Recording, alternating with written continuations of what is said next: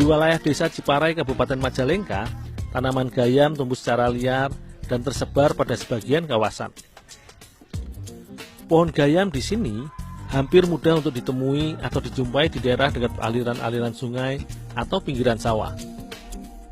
Bagi masyarakat di Indonesia, khususnya di wilayah Pulau Jawa, pohon gayam yang dapat tumbuh hingga mencapai ketinggian kurang lebih 20 meter memang seringkali diidentikan dengan berbagai mitos. Karena tanaman gayam memiliki tekstur alur batang pohon yang tak beraturan dan daunnya yang tumbuh cukup rimbun, sehingga terkesan angker. Namun, sebenarnya tanaman gayam memiliki beragam manfaat, seperti kayunya yang kokoh, dijadikan bahan furniture, dan juga buahnya yang dapat diolah sebagai salah satu bahan sumber pangan lokal. Buah gayam masuk dalam kategori jenis polong dengan bentuk yang mirip ginjal. Buah gayam yang telah masak pohon biasanya akan berwarna kecoklatan dan akan jatuh dari pohon dengan sendirinya. Buah dari tanaman iklim tropis yang dapat tumbuh di dataran rendah hingga ketinggian 500 meter di atas permukaan laut ini biasanya dapat dipanen ketika mulai bulan November hingga bulan Februari.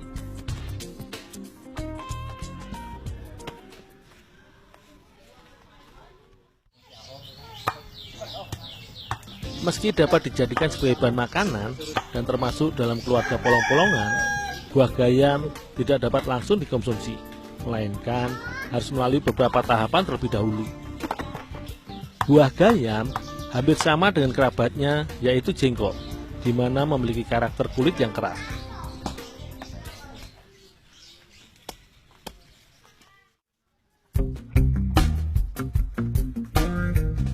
Buah gayam mengandung saponin dan flavonoida yang dapat berfungsi membantu melancarkan sistem pencernaan, serta berfungsi sebagai antioksidan.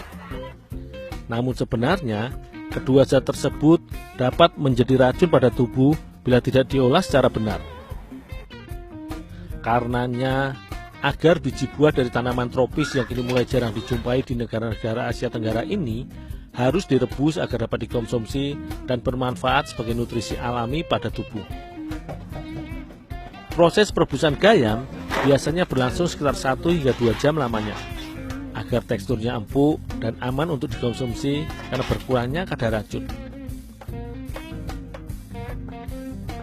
Setelah matang dan empuk, buah gayam pun selanjutnya dipotong menjadi beberapa bagian.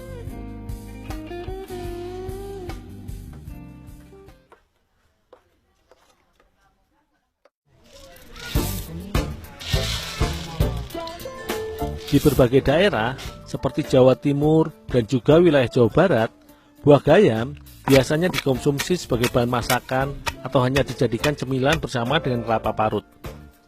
Namun kali ini, aku bersama warga di desa Ciparai ini akan mencoba mengolah buah gayam menjadi salah satu bahan jajanan tradisional, yaitu kue blengep. Sementara aku mengolah buah gayam, Ibu Romli pun menyiapkan beberapa bahan tambahan seperti kacang hijau dan kelapa parut yang sudah disangrai untuk ditumbuk bersama dengan gula merah sebagai adonan bahan isian kue basah ini.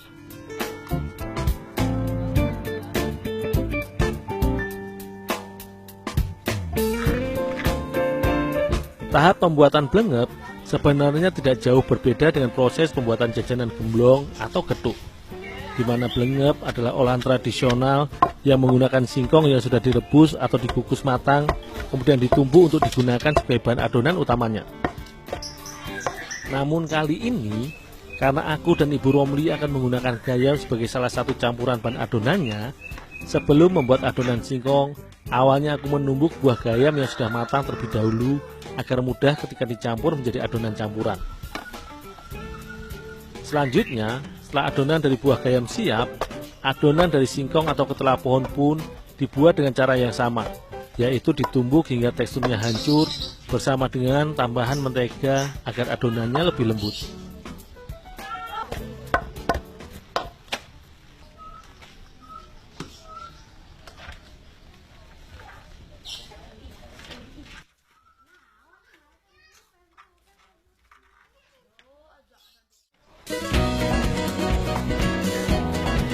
Blengep merupakan jajanan tradisional dari wilayah Jawa Barat. Dia serupa dengan jajanan gemblong cotot di daerah Jawa Tengah, di mana adonan singkong diberi isian unti. Hanya saja kali ini aku bersama warga di sini melakukan modifikasi terhadap jajanan tradisional ini. Adonan blengep tidak hanya menggunakan singkong, melainkan ditambahkan gayam.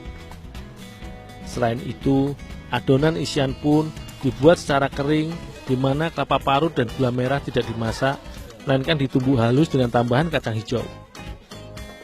Blengep sebenarnya merupakan salah satu olahan kuliner atau jajanan khas dari Indramayu. Cemilan tradisional ini meski kini sudah cukup jarang dijumpai, namun masih banyak digemari karena memiliki sensasi cita rasa yang unik. Bu, blengep ini cuma gini aja bisa dimakan langsung? Iya, bisa langsung dimakan bisa. Kalau mau digoreng bisa.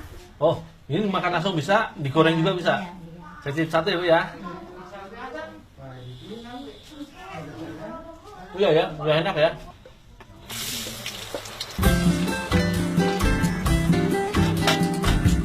Bagi masyarakat wilayah Indramayu, blengep biasanya dikonsumsi secara mentah atau adonan yang sudah jadi dan diberi isian serta dipipihkan dapat langsung dikonsumsi dan tidak diolah lagi.